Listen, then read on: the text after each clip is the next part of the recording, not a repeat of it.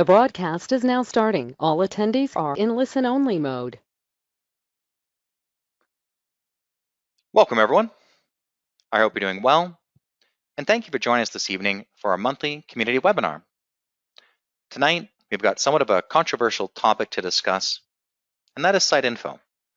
Is it a blessing or a curse in your reports? Now, I know y'all didn't come here to listen to my opinion, but I did want to mention my name is Brian. I'm the onboarding and training specialist at Horizon, and I'll be here to help in case anyone needs any technical support during the presentation.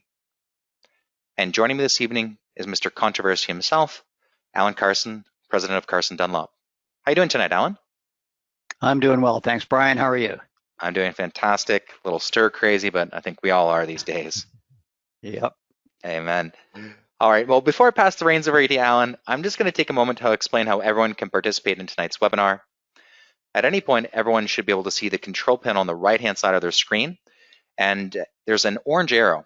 If you click that, it allows you to expand or minimize the control panel. When you have the control panel expanded, you'll have access to an audio and question section. For audio, you can select between computer audio and listen through your speakers. Otherwise, if you select phone call, it'll give you a toll-free number. You can dial in and listen through your phone. Most importantly, questions. Please feel free to submit your questions at any point in time during the presentation. Type them into the question box and then click send. They'll come to us and we'll address them during the Q&A. Now, I did want to mention this webinar is being recorded, and the recording will be available in our follow-up email. You'll either get that on Friday or the very latest the following Monday. It's also going to be on our YouTube channel. Now, although we're going to aim to address as many questions as possible tonight, for any questions we're not able to address during the live presentation, I'm going to guarantee you that I will send you a response by email addressing your question, and that way if we need to have any follow-up, we can ensure that your answers or your questions get answered. So everyone will get an answer to their questions tonight. Now, Alan, if you'd be so kind and take the reins, I'm going to pass the presentation over to you. Okay, Brian, thank you very much. I trust everybody can see my screen. Looking good, Alan.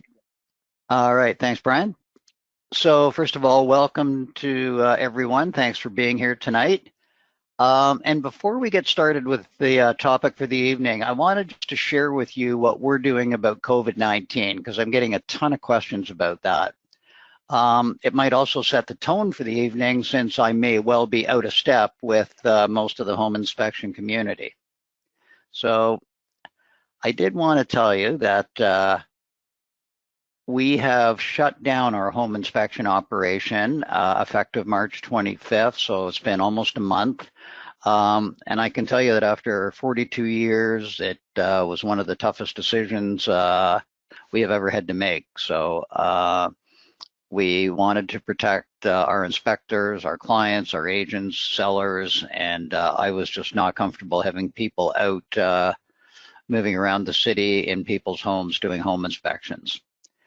We have found that officially home sales in our market are off about 70%, and I know a lot of the realtors that I speak to say in their areas it's more like 90%. So things have definitely slowed down. Other folks I've spoken to around America are saying 30, 35%, so different markets are responding differently, and that's pretty understandable. A lot of inspectors still performing inspections, and I hope they're all taking the right precautions, whatever you're comfortable with: gloves, masks, being careful not to touch your face, no one else in the house, calling the client after the inspection, and then sending the report electronically as usual. Condo inspections in our market, there's a lot of condo buildings who are not allowing any non-residents into the building at all, so that makes that pretty tough. In terms of whether home inspection is an essential service, I guess the answer is it depends. And in our market, real estate agent services are considered essential, and by extension, home inspectors supporting the real estate services are considered essential, at least according to some. And that includes for one provincial association where we are, their legal advisor has said, yes, home inspection is essential. So in my opinion, that didn't really factor into what Carson Dunlop decided to do. I didn't think we were essential no matter what the government said. So under these conditions, I kind of feel like I get that real estate is super important. I get that buying and selling houses is a huge lifestyle and financial decision. So yeah, where you live is important. However, under these circumstances, I think whether you live is more important. So we may be erring on the side of caution, but there you have it. That's what we're doing. I really hope that we get back to work just as quickly as we can. Everything seems to change on a daily basis, so we're going to follow the advice of the experts and look forward to getting back to work just as soon as possible. All right, let's move on and talk about what we're supposed to be talking about. So the issue for the evening is site info, and let's have a look at it, starting with a description of what it is. So in Horizon, site info is an ancillary or optional tab that you can add to the end of your reports. And if you don't have it set up yet, you can just contact the Horizon team. We'll flip a switch and turn it on for you. It takes 2 seconds. So happy to do that. Now, what does it do? Well, site info allows you to include a whole bunch of information about the site and about the circumstances around the inspection. There's tons of headings. I think there's 26 altogether, and I don't know of anyone who uses all 26 of them. But the screen you're looking at now shows a fairly typical representation. There's about a dozen items up on there, a dozen headings, and their individual items. So there's a complete list of all the stuff. So it starts with the weather, moves on to attendees, inspection start and end time, date of construction, and so on, and ends up with street type and street surface. So there's quite a selection there, and those have been added over the years at the request of Horizon users. So that's what it is. Now, you understand what it's called, how to get it, and what it does. Now, for me, the most important and the most interesting question is, why are we including it in the report? What are we trying to accomplish? And so I usually get 2 answers to that question. And the first answer is, well, it's to help our clients. And I'm going, well, that is a very sensible goal. That's a reasonable thing to do. But when I drill down, I say, well, wait a minute. We're telling them what the weather was at the time of the inspection. We're telling them who attended the inspection, when it started and when it stopped. And then we're moving on to tell them that they're buying an attached home or a high-rise condo. And I start to look through that list of information and say, well, is that really valuable to our clients? Is that really helping them? Do they really care about that? Is that helping them make their buying decision? So I kind of came to the conclusion of, no, that's not really helping our clients that much. The second answer to that question of why should we be including this in our reports is inspectors say to reduce my liability. Again, that makes great sense, absolutely practical thing to do. And so if that's true, and the purpose of site info is primarily to reduce your liability, my first thought is, well, if it's really for your benefit and not your client's, why are you subjecting your client to it? Why not record that somewhere, put the data in the work order, and you can tuck it away there, or you can take a photo of the site info, and Horizon has this beautiful ability that if you don't publish the photo in the report, it's still attached the file for you and always accessible. And let's move on to the weather. Now, I'm going to say that there's probably 2 reasons in my mind why we don't record the weather in our reports. And let me explain a little bit. So in the first place, I don't think the weather is useful because it doesn't help the client make a buying decision. Secondly, let's pretend I'm wrong, and let's pretend the weather does matter. And well, let me do a little sidebar on that first.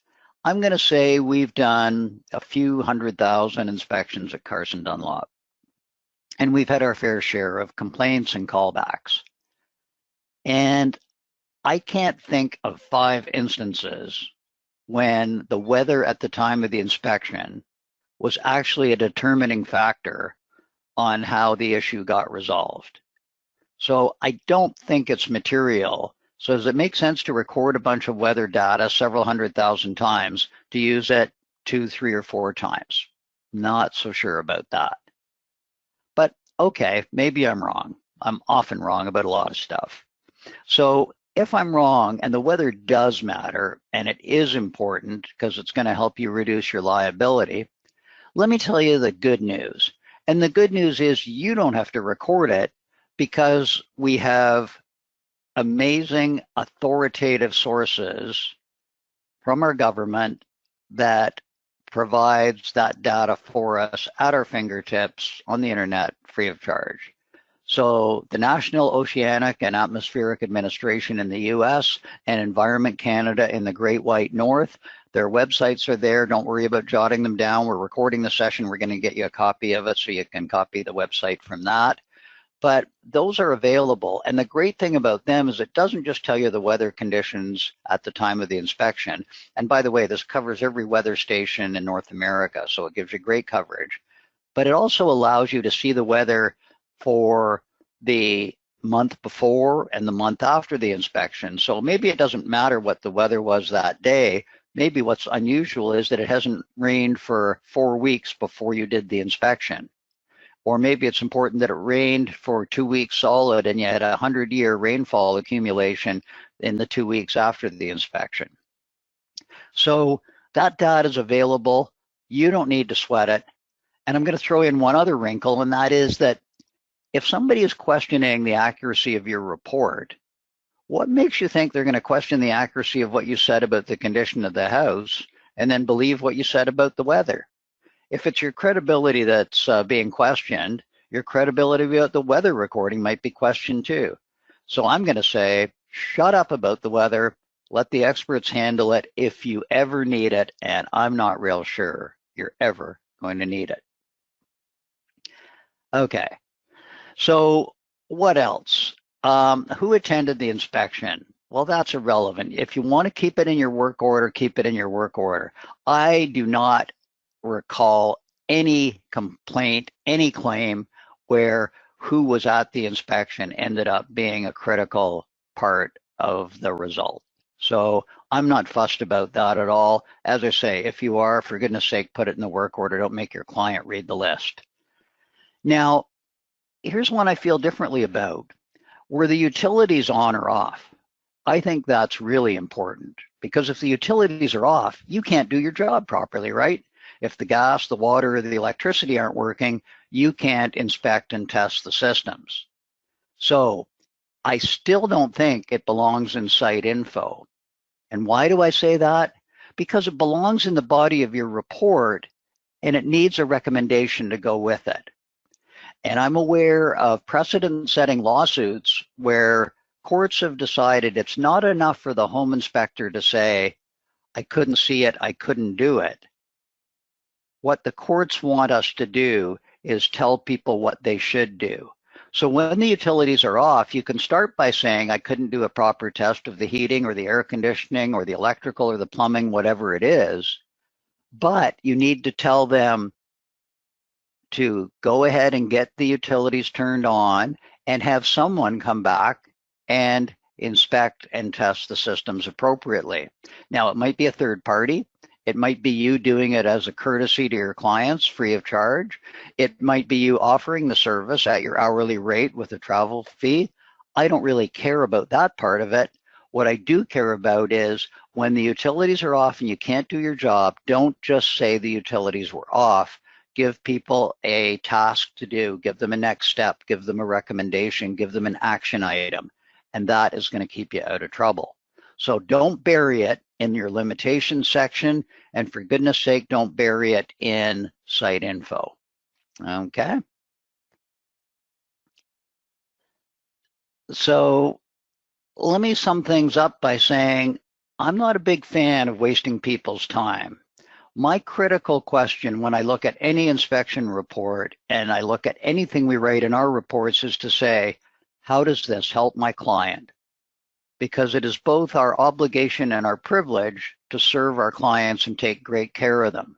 If you're providing stuff in the report that's not of value to your client and you're wasting their time, it's not providing the best service you can. So I would say if it's not adding value and if it's to cover your butt, don't expose them to it. Don't force them to wade through it. Just record it for your benefit if you have to and move on. Talk about all the tough, challenging things that you're going to cover off during the inspection. So in a nutshell, I'm going to say don't use site info. And you might say to me, hey, Alan, what are you talking about?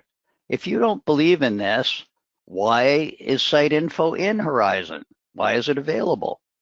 And the answer is because home inspectors want it, because home inspectors have always recorded this information, because people coming to Horizon from other software had it there. And somewhat sadly, it's also in some state licensing requirements. It's also in some standards of practice that you have to do some of this stuff. So the customer's always right. And I'm going to tell you that there's a lot of stuff in Horizon that we don't use at Carson Dunlop. And it's in there because our Horizon clients have asked for it. And so I'm trying to be all things to all people. And the wonderful thing about Horizon is that show hide button that allows you to declutter your reports and get rid of all the stuff you don't need, don't want, and don't use. And if you haven't decluttered, I encourage you to go ahead and do that. That show hide button is about as simple and intuitive as you can think of. It's about a 10-second learning curve to figure out how to use it. And you can clean up your report input and speed up your report writing in a big way by doing that. So if you haven't done it, by all means, do it. So site info and a bunch of other stuff is in there, not because Horizon thinks it's a good idea, but it's because what our customers have asked for. So I'm kind of standing up and saying, this site info one, I want you to really think through whether you want and need to use it and whether your customers are benefited by you using it. All right, so let's move on. And here's a little warning for you. If I've already ruffled your feathers a little bit, I apologize. But you might want to fasten your seatbelts because I'm going to ruffle your feathers a little bit more. And this next section is probably going to tick off some home inspectors.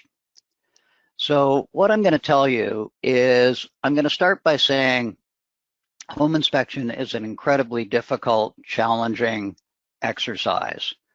What we do, very few people could do, and most people don't get it.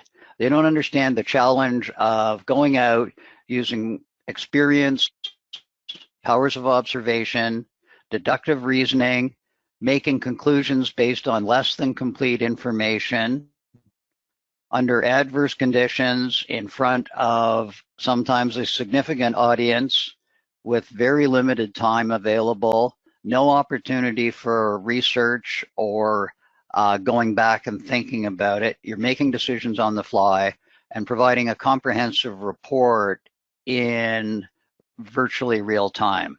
So what we do is amazing, challenging, and exhausting. And it's no surprise that we like to have a little break in that work. And so that break is doing things like taking inventories, filling out site info, and it's not a problem as long as we don't abuse it. And I'm going to go so far as to talk about an electrical tester.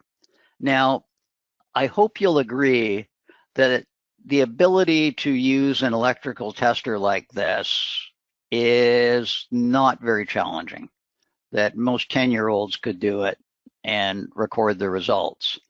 So I don't want the electrical tester to be a pacifier. And I see so many reports where people dutifully report the reverse polarities, the open grounds, whatever it is, and it's on the north dining room wall, or it's the second from the left on above the kitchen counter, and it's only the bottom half of the receptacle in excruciating detail. And I'm going, I don't really think that's the point. And I come back to, how do you help your client? That might help an electrician go through and troubleshoot. The problem with that is, unless you're testing every receptacle, that excruciating detail is really a complete and total waste of time, because you're not testing every receptacle. What I really think a home inspector should be doing when they're testing electrical receptacles is, if you tested 20 and you found one or two that had anomalies, by all means record those and include them in the report. If you test 20 and 8 of them are showing anomalies, I think you need to raise a yellow flag about the quality of the electrical work in the house. So if they got 40% of the receptacles wired wrong, did they get 40% of the panel and the junction boxes and the light fixtures and everything else wired wrong as well? I think that's a fair question. So to me, I look at it as, I'm looking for trends. I'm looking for things that would raise a yellow flag. And that, to me, is the way you would be doing things like using an electrical tester. And again, I see so many people really not thinking about what they're doing, being on vacation, recording it mindlessly, and not giving the client the big picture. I'm also going to say I struggle with putting electrical data plates in home inspection reports. Now, I think the data plate's very valuable and useful, and you can determine the size and the age of equipment. You can determine the right breaker sizes and check that against the breaker that's actually protecting the equipment. So there's lots of good stuff. You can find the temperature differential across a furnace heat exchanger, for example, and you can measure that if you choose. Lots of good information for you, but not for your client. And so when you're going to take that photo, you might want to include it in something like Recall Check, which is great, and Horizon. That's all you have to do. You take the photo and Recall Check figures it out whether there's a recall or not. But for me, if you want to tell the client how big the furnace or the air conditioner is and how old they are, that's great. But I don't think the data plate adds any value for the client in most cases. Okay, so to me, a home inspection is a professional consulting practice, and we are doing difficult and challenging things and helping people make a very important decision. I don't really think of us as inventory takers, and there's a lot of stuff that we put in reports that doesn't really help our client, and in a lot of cases, it's there to satisfy a standards of practice that we work to. And here's an example. How does describing the electrical service as overhead or underground help a client? Why is that important to the homeowner? It's really not in most cases. Now, you should be inspecting overhead services and reporting any challenges, but the sad reality is that most standards of practice came about in part in the early days because we were figuring out this profession and figuring out who was qualified and who wasn't qualified. And we went to things like report verification. And sadly, a lot of the stuff in our standards of practice is put there for the benefit of report verifiers so they can see that the home inspector or prospective association member filled out the data. It doesn't really matter to the client at all, so it's really a test for the home inspector to see if you could do it. That, in my opinion, is fine for a learning process, but not great for customer service. So understand I'm out on a limb here. Understand there's going to be a ton of people who don't agree with me, but after 42 years, that's what I see. So let me sum up the 4 problems. For things like site info, I don't think the client cares. I think you're wasting your report writing time. And by the way, if you make 1,000 entries, do you think you're going to get 1,000 right? I'm going to tell you that In our company, if we do something 1,000 times, we get it wrong a few times. So the more data you put into reports, the more chance you have of making a mistake. It's just a statistical reality. So if you can avoid putting in stuff that doesn't matter and might make you look stupid if you get it wrong, or might expose you to liability if you get it wrong, let's try not to do it. The other thing is, not only do clients not care about it, it takes the client more time to read it. And to me, it's really unfortunate that you would put site info at the end of a report, because I'm envisioning clients reading reports, and I understand that's a bit of a fantasy because I know a lot of clients don't read their reports, but some do. You read the report and the client's getting terrific information through it. They get to the last section of the last page and it's a bunch of site info they don't care about. And they go, well, wait a minute, why am I, what is this? How does this help me? Why are they telling me this? And so what you do is you undo a bunch of goodwill that you built up, and you erode the credibility that you earned in the body of the report by providing something that doesn't matter and doesn't help your client. So another reason in my mind to say, let's stay away from it. Okay, the good news on the other hand is, if you don't do it, you save yourself time, you have fewer decisions to make, and who among us loves agonizing over whether to click the partly sunny or partly cloudy button? Which is it? It's a challenge. It's a decision to make. We don't need to make one more decision. We make plenty. So you'll make fewer mistakes, your reports will be 1 page shorter, and your clients will be 1 page happier. So without providing useless information, your clients are going to appreciate everything you said and value the words that you do share with them. So it's all good news. Now, I'm going to change gears really quickly, and I'm going to ask Brian to help me out with a little poll here. And what I'd like you to do is have a look at these 3 pictures. And I'm going to tell you, this may be old news to you, but this was new news to us maybe 2 or 3 weeks ago. So none of us had seen this before. So let me describe it to you. This is a ductless mini split air conditioning system, and it's made by LG, and the model is called Art Cool. And what it is a painting on the wall. But the painting is the front of the evaporator coil of a ductless air conditioner. And you can see in the picture on the left, when you go around to the side of it, the painting is sticking out from the wall about 6 inches, and the evaporator coil is in behind it.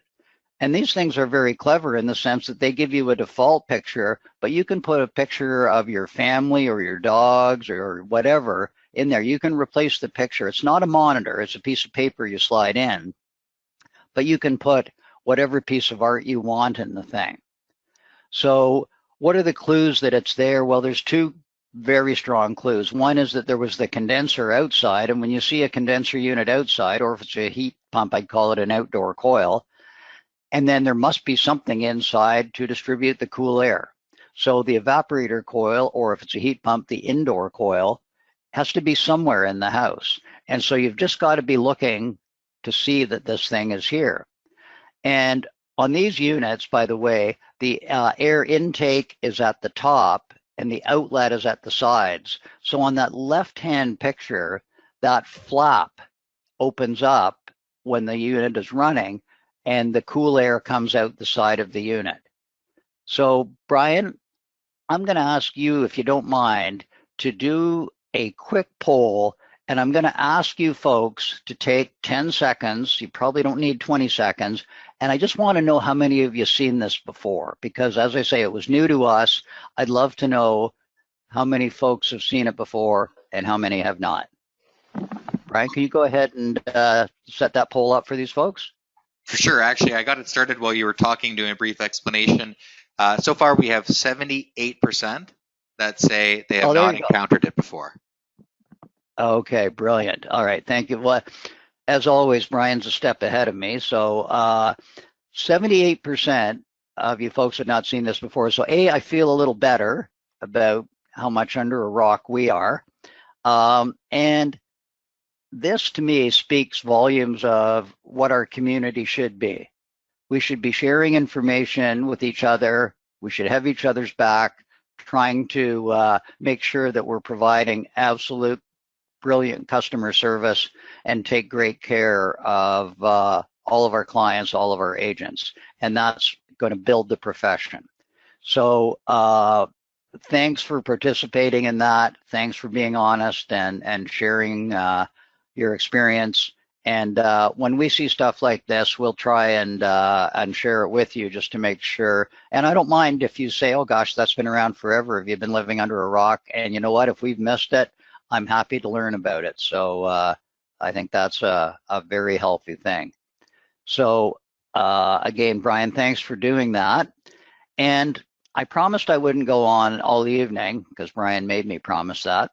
So I'm going to stop right now, and I'm going to say it's about time for questions, except I did want to mention that our next session is going to be Wednesday, May 20th, same time, 8 p.m. And the topic is going to be how to make $8,000 more per year for doing absolutely nothing. So if you're greedy and lazy like me, that might be pretty entertaining. By the way, we're going to try and move to Wednesdays from Thursdays, and we're going to try and move to kind of being consistent. So this is not a pandemic only kind of thing we're doing. We're going to continue to do this, and we're going to try and do it about every month, and we're going to try and do it, I'm going to say roughly the third Wednesday of every month, and we'll give you lots of notice and heads up the way we usually do. So looking forward to contributing those. And by the way, if you have thoughts for topics, we'd love to hear them. So feel free to share those. Okay, Brian, I'm hoping that we've got a couple of questions to deal with. Oh, we certainly do, Alan. We've got a ton of questions. There was over 70 that came in. What I've done is my best is try to condense them into sort of general topics so we could address as many as we could. And again, just a friendly reminder, folks, the questions we're not able to address live. You will get a follow-up email with a response to your question, so that way you can still get an answer, you can still engage us, and we'll go from there. So first question I do have is from Jim, and he's asking, do you know if the CSA 770 standards require site info? Great question, Jim. So the answer is yes. And the story goes like this. You do have to include what the weather was at the time of the inspection. And as I mentioned at the outset, some standards of practice do require this stuff, and the CSA 770 is one of them. And so do some state legislatures, by the way. The irony here is that I participated in the committee that was building and designing the CSA standard. And I can tell you that this was one of the battles that I lost. And there were 40 people in the room, about 2/3 to 3/4 of them were in the home inspection side of things. And I had fought tooth and nail for a bunch of stuff, and I had been pretty vocal. And when we got around to this issue, I had my my father, I think, who's passed some years ago, tap me on the shoulder and say, "Son, you need to know how to pick your spots and what hill you want to die on." So I made my point about why I didn't think the weather needed to be in there, but it wasn't the biggest, most important battle to be fought. So I didn't take it to the nth degree. And I do regret in some respects that I didn't fight harder on it. But anyway, yeah, it does require that. Now, here's the good news. The CSA has said that you are perfectly welcome to follow the CSA standards, and you are also perfectly welcome to say, we follow the CSA standards except for these few exceptions. And so you can use the CSA standard and still say, but we don't record the weather. So we say, we follow the CSA standard with the exception of not reporting the weather. So you can have some exceptions as long as that's reported to all your clients upfront clearly, and as long as that's communicated, then you're in good shape. So yeah, it's sorry for the long story, but it's one that kind of, it's a stone in my shoe, to be honest with you, but there it is. Hey, no, thanks for the answer there, Alan. That was perfect. Jim, if you got any follow-up, just let us know. I have a number of people here, including William, Carl, Christopher, and speaking of site info and its location, is there the ability to have it at the front of the report? Absolutely. And I'm laughing because I just spent half an hour telling you you don't want to use it, and now you tell me you want to use it at the front of the report, and it's the most important page for the client to read. Okay, I get it. I didn't convince anybody of anything. Oh well, I tried.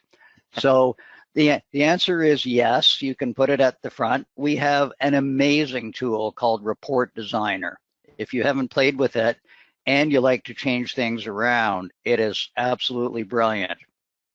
And so you can change the order of any tabs. You can put things wherever you want, however you want them. And the way Report Designer works, here's how I think of it. I think of Horizon as a fancy production line with some technology that I don't begin to understand, but I put stuff into an input screen and it magically produces a PDF report for me through some miracle that I don't quite get. But I don't have a lot of control over that PDF output. So what Report Designer does is it creates a tool that allows you to think about building a Horizon report as though you were building a car on a production line. Report Designer allows you to pull the car off the production line and you take it off and you put it down into Word. And in Word, you can do almost anything with documents, including moving stuff around. You can make photos and illustrations larger or smaller. You can add page breaks or line breaks. You can add colored font. You can add bold. You can do all kinds of things. And if you want a watermark of your logo front and center on every page in your report, you can do that. We can help you do anything you want in Report Designer. And so and by the way, you can set that up as a template so you don't have to do it on each and every report. You can organize these things, have a template, and then every report will work like that. So it's pretty magical. And then the way I think of it still is you're going through, you push a button to pull it off the production line, it goes through some automatic stuff for you and then carries on. Or if you want to edit it and move stuff around and change line breaks and get rid of awkward white space or move site info to the front, well, you do that in your template. You don't have to do that every time. But yeah, it gives you huge flexibility. So that was a very long yes to that question, Brian, but the answer is yes, you can do that. Hey, yes is always better than no. And sort of as an aside to that, this question came before another one, just I think as you were talking. You had then mentioned about using the work order as an alternative and more viable solution. Is the work order customizable and then you can create like your own fields and things? So if you wanted to take, say, weather conditions from site info, could you move that into your work order and have it available there? Oh, Brian, that's such a great comment. Of course is the answer. So most people don't know this either, but your work order is customizable. You can add fields to it, and you can make those fields mandatory if you like, so that when you're on a screen, you can't leave the screen until you make an entry for that. So you can set it up. There's lots of flexibility in that as well. So yeah, the stuff that I don't want you cluttering up your reports with, if you want to record them in the work order, you can absolutely do that. You can build those. And again, it takes about 60 seconds to build a customized field in your work order. If you need a hand, I'm going to brag a little bit about our team that includes Ariel and Brian, for example. These guys are absolutely super at helping you get what you need. So I'm really proud of our help feature in Horizon. We got a ton of great tutorials and videos, but I know sometimes you just need to reach out and talk to somebody, and our team is happy to help you with that. So great point, Brian. I hadn't thought of the work order, but that's another very flexible tool to use here. And I guess just as to supplement that, you could even download a copy of the work order if you really wanted, like if you really needed to embed something in the report, you could always tie it to the appendix if you really wanted to. So that way, if push came to shove, you still had that taken care of as you were booking, and then you're like, oh, I want to supplement the report with it. You could literally attach that with a couple clicks, but you arbitrarily could include it or not. So it does give them that flexibility still to have it in the report if they really, really needed to. Otherwise, if someone just wanted it independent, it's a separate document altogether. So one of the questions was, obviously not for site info where we can have a button that toggles it on or off at the report publishing screen. But again, if you move it into the work order, you then have the ability to download that independent of the report. So you can include it as an appendix item if you wanted, or you can just simply send it along as you may need for whatever legal purposes. So I think it addresses maybe the best of both worlds. Your report is simpler, not as lengthy. You get the information, and if you ever need to supplement it, the appendix is there for it. Yeah, and Brian, that makes a very good point that all of your clients are not the same and all of their needs are not the same and all of the situations that you work in aren't the same. So having that flexibility is a pretty nice thing. So yeah, that's a very good point. William has a question, and he is just based on the nature of some of his questions, seems like he's given some good thought to moving over to the work order. But can new categories, if people are still insistent on using site info, does Horizon have a medium in which they can make suggestions or request updates, right? So hey, I want a new category in site info, and it's something that we may have to establish. Is there a medium that they can do that? Absolutely. Our feature form gives people a chance to put these ideas in. And I should say that, frankly, most of the development that we do in Horizon is done as a result of our users asking questions and suggesting things. So when you've got an idea, absolutely put it forward like that. And to your point about site info, can we add headings? Well, sure. And I think I may have mentioned at the outset that a lot of the headings in site info, in fact, were already requested by Horizon users. So if there's something not in there and you need another heading, if you just let us know, we can move on that for you. So we won't put anything crazy or offensive into Horizon ever, of course, but if it makes sense for our users or even some of our users in a significant number, we will put it in for you. So if it makes sense, we'll add it. Happy to do that.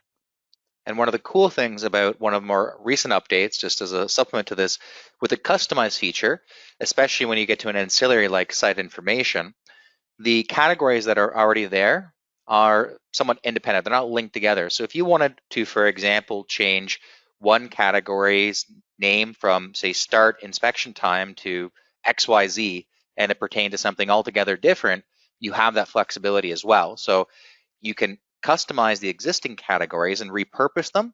Or if you find that something's needed, as Alan was mentioning, we do have a suggestion form, and we're definitely receptive to that as well. Absolutely. Great point, Brian, there. And if you haven't played with our new customized feature, it's well worth the effort. It puts you well and truly in the driver's seat. It certainly does. And if anyone has any additional questions on that, you can certainly take that offline. Be glad to help you out with anything about our customized feature. So I've got a few other questions just to cap off tonight's session that I think are more sort of holistically about report writing and efficiency, but I think they're really key into what we're talking about tonight, right? It's making the most of your reports, decluttering it, and getting some time back in your day. So looking toward Wendy here, she has a comment or question. I always report on preventative maintenance for a home to help keep the health viable over a long time. Do you feel it's a good thing? What do you suggest?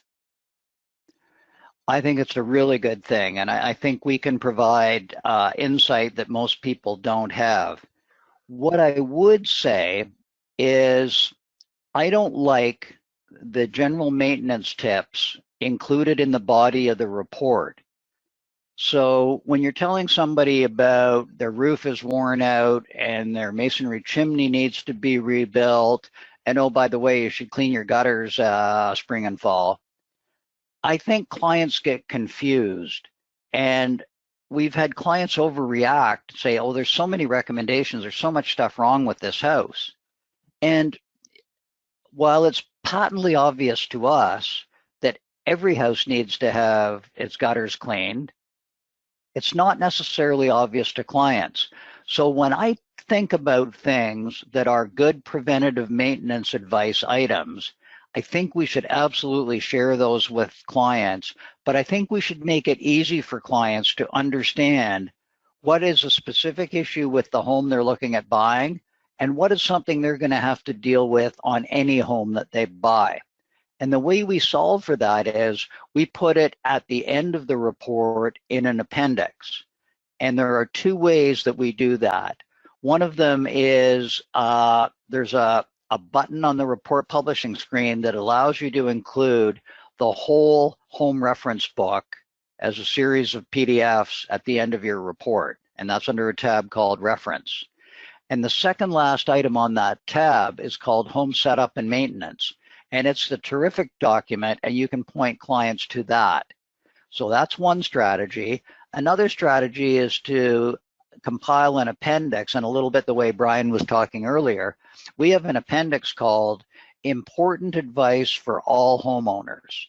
And the reason we word it that way is to make sure clients understand that this is not a defect list about their house, but something they should do as part of a general home ownership strategy, no matter what house they buy. So to answer Wendy's question, absolutely give people that information, but don't clutter up the report with it. Put it in its own section so that it is easily understood by your clients. I hope that makes sense. I'm actually showing Alan on screen as I transitioned over to the home maintenance and setup guide in the home reference plan. So on screen, I'm just sort of showcasing that for them where they can see it. They'll see all the different items that are available. And again, when you go to report publishing, you have the ability to toggle that on or off right here. So that's the first suggestion that Alan had mentioned there about including the reference library links. And then again, if you have your own supplementary documentation, it also mentioned the appendix here. So by going to Edit Appendix, that allows you to upload and store documents. So you may notice that we have an appendix library area. And I have a couple different appendix items here for pest and pool inspection services. That would be a perfect spot for you to include your maintenance items if you had something independent of what Horizon provides. So that's the two main areas that you can supplement the report. And again, so that's the reference library links at the what to include in report, or if you have your own documentation, the edit appendix. Thank you for that question again, Wendy. Antron has a question. Do you think we should remark on issues found with a statement like recommend a licensed professional to evaluate for repair or replacement? Well, I've got some mixed feelings about that one. I do not like reading reports where every recommendation says engage a qualified professional to do this or do that.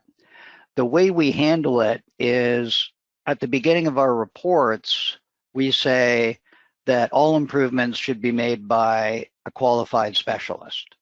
And we leave it at that. So nobody likes to read things repetitively.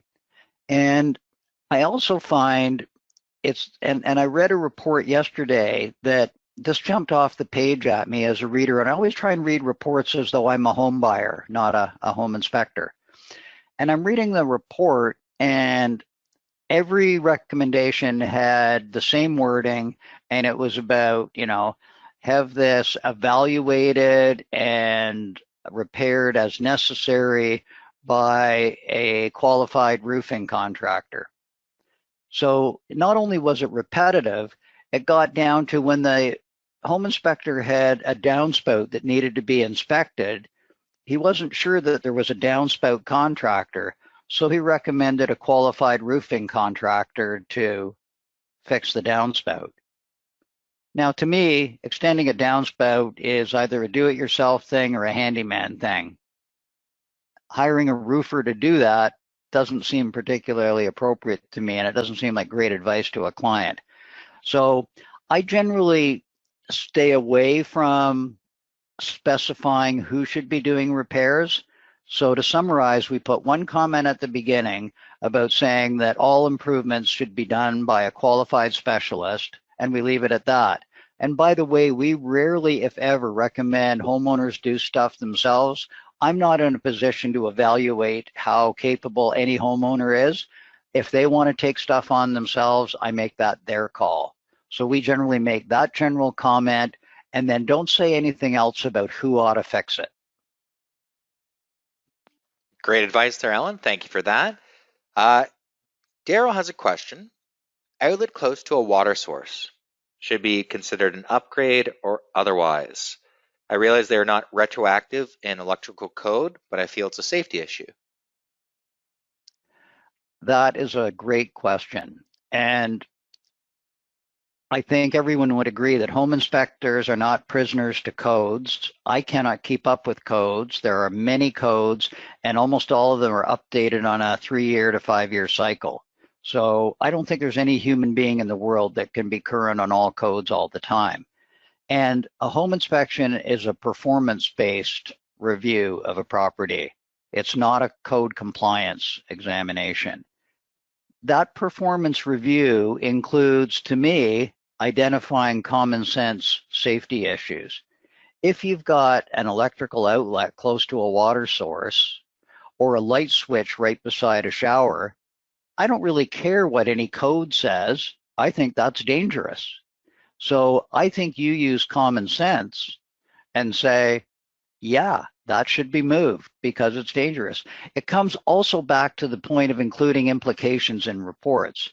If you just tell somebody to move an outlet or move a light switch, the client's not going to understand why and isn't going to take you very seriously and is probably not going to move on that recommendation.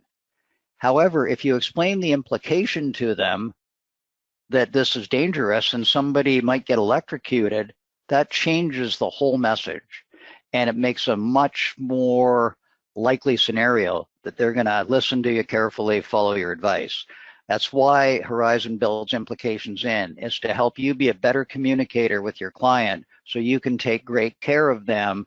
They'll get your message, understand it, and take the appropriate action. Thank you for the answer, Alan. Daryl, hope that helped give you some good clarity. George has a question about, in the interest of streamlining your report, do you recommend omitting photos from the description? Yeah, I do. That's a really interesting question. I do not generally subscribe to putting descriptive photos in, showing people what their house looks like. When they move in, they're going to see exactly what their house looks like. So is there a point to photos in description? I'm going to say for the most part, no. I'll give you an exception or two. If you start your report with the description section, the first page is typically roofing and it has a description section. And if there's not much going on with the roofing, that page can look a little boring. So what I like to do is, and by the way, I think photos should by and large be taken in landscape. And I really like photos in pairs because they look good and they fit nicely. So on the roofing description section, I think a couple of shots of the roof, maybe one including the field of the roof and one including a valleys or a chimney flashing or something, are helpful for a couple of reasons. The client gets a strong visual when they're looking at the first page of the report, and mentally they're going, oh, this is going to be easy reading. There's lots of pictures. Secondly, it makes the point that you did have a close-up look at the roof. Now, whether they assume you got on it, whether you used a drone, whether you used a pole camera, doesn't really matter. You did have a close look at the roof. So that's one where I would make an exception. Some of the other ones that I commonly see where I wouldn't necessarily put in the report, I know a lot of inspectors, coming back to the liability management side of things, will take a photo showing that the cover has been removed from the electrical panel, showing that the covers have been removed from the furnace. You might have a photo of the furnace with the covers on and the furnace with the covers off, just to show that you did it. Some inspectors show the location of the main water shutoff valve. In all of those cases, I don't think it adds a lot of value for your client. So I'm big on streamlining there. I really don't think if a client's got a flood all of a sudden in the basement, they're going to remember that a year and a half ago they had a home inspection report, and on page 27 there was a photo of where the water shutoff is. So they're going to go to their computer, open it, find that report, and go and look for where the water shutoff was in their home inspection report. I just don't believe that's ever going to happen. So I question the value of that kind of stuff. And one thing I'll say about home inspectors in general is we have so much passion about what we do, and we're trying to be so helpful that I think we often overdo it. I think we often provide too much help, and we actually muddy the water rather than clarify it. So home inspection shouldn't be sold by the pound. More and more isn't necessarily better and better for your client. So again, understand I'm not on the same page as a lot of people. but that's how I feel about it. Excellent answer there. Thank you for that detail. All right, we've got 2 last questions just in the interest of time, folks. But again, everything that we didn't get answered today will be answered in a follow-up email. Thomas' question: would you include information regarding the average service life as per the National Home Builders Association list? I like that. Let me start by saying that goes beyond the standards of practice. But when I come back to my premise about, is what you're doing helping your client? And I think in this case, the answer is a resounding yes. So let me give you an example. If I tell the client their air conditioner is 7 years old, and that's all I say, that's in the description part of my report, and I don't say anything else about the air conditioner. How does that help the client? What does that mean to them? Well, to me, it only becomes meaningful when you say the typical life of this type of air conditioning system is 10 to 15 years, or whatever the situation is. Now the client's got a frame of reference. Oh, okay, I probably don't have to worry about replacing the air conditioner in the short term, but it's probably a midterm thing. So with things that, and by the way, houses are designed to live for a very long time, but they have things that are designed to wear out. And that doesn't make them a bad house. It just means that they need a new coat or a new pair of shoes. So that would apply to the roof, the furnace, the air conditioner, the water heater, and so on, plumbing fixtures, all that kind of stuff. So telling somebody they've got a 10-year-old roof and saying these types of roofs last 15 to 20 years, I think is very valuable. So again, although it goes beyond the standards of practice, I think it's a terrific thing for home inspectors to include. And there is the set of guidelines that you can pull from a number of sources. There's HUD's residential rehabilitation publication that also has good data on life expectancy of house components and appliances. So there are a few sources for that. And I love the question in the sense of saying, let's use an authoritative source for coming up with typical life expectancies. So I think that's a very strong question. Perfect. Thanks for the question, Tom. Thanks for the answer, Alan. And last but not least, Ricarte has a question here. Do you think making recommendations for improvements is a good idea on items that are already functioning? Fascinating question. So again, the standards of practice for most associations and most licensing bodies do not require you to do that. And what pops into my head when I hear that question is, sometimes I think it makes great sense. And the example that I think of first is attic insulation. So in our area, newer houses typically have R50, R60, something fabulous like that. There's a lot of houses that might have R28 insulation. So is the house broken with R28 or R30 insulation in the attic? Absolutely not.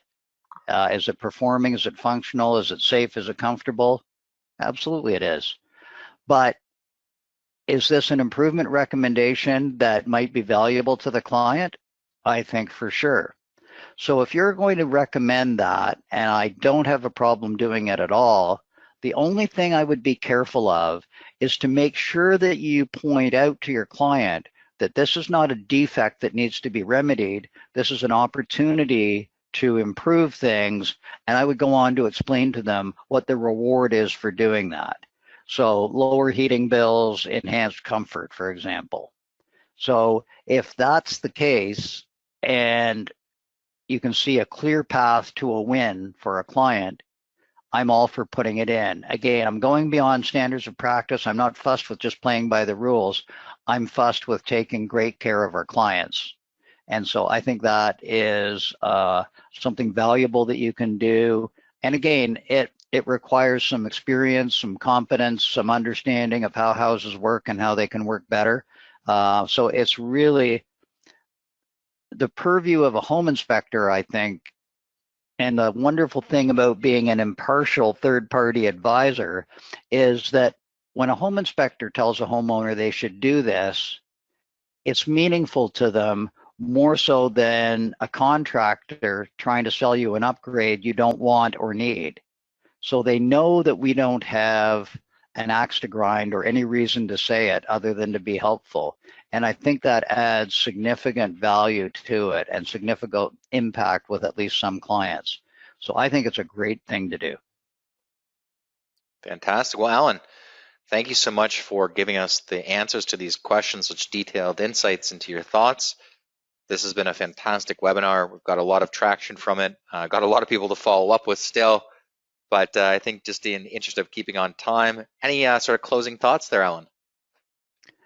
Well, I just wanted to say, first of all, Brian, thank you for setting this up, hosting it, and taking such good care of me all the way through. Thanks to you folks for sharing your time with us. And I'd just like to close by saying, for goodness sake, stay safe, take good care of yourself, take good care of your family.